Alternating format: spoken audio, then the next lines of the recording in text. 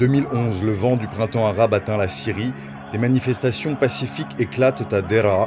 Le peuple réclame réformes et justice. Très vite, le régime de Bachar al-Assad réagit avec brutalité.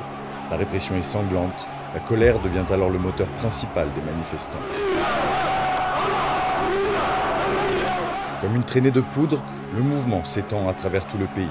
C'est le début d'un soulèvement populaire et bientôt d'une guerre civile.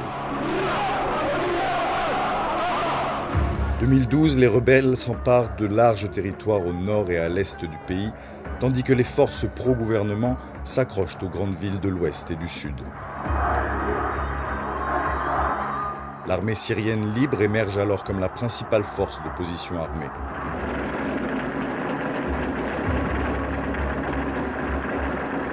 La violence atteint des sommets. Quant au territoire syrien, son morcellement ne fait que commencer.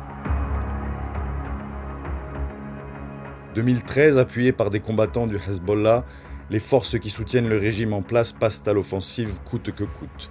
Bachar al-Assad commande l'utilisation d'armes chimiques dans la Ghouta, tuant des centaines de civils. L'indignation de la communauté internationale n'a d'égal que son impuissance. En dépit de quelques velléités, aucune intervention militaire n'est décidée. Le régime al-Assad, conforté dans son impunité, s'en retrouve renforcé.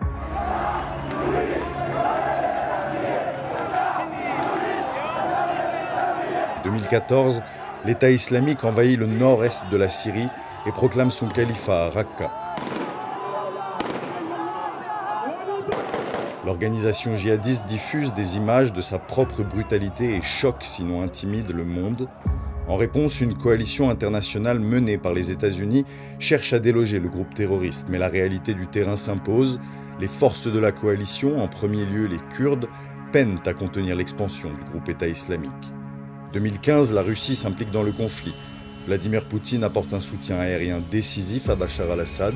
Cependant, les forces kurdes, alliées à la coalition sous houlette américaine, parviennent à repousser le groupe État islamique jusqu'à la ville de Kobané, dans le nord du territoire syrien.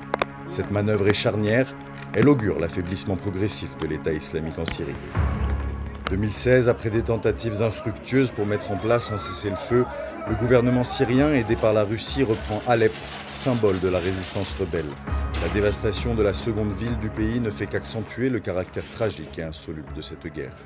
2017, sous le patronage de la Russie, de l'Iran et de la Turquie, des pourparlers de paix ont lieu dans la capitale du Kazakhstan, Astana. Les accords éponymes y sont agréés. Dans le même temps, les coups de la coalition et des forces locales contre l'État islamique sont efficaces et portent. Le groupe djihadiste perd ses bastions un à un, notamment Raqqa. Néanmoins, la paix demeure mirage et les tensions entre factions persistent.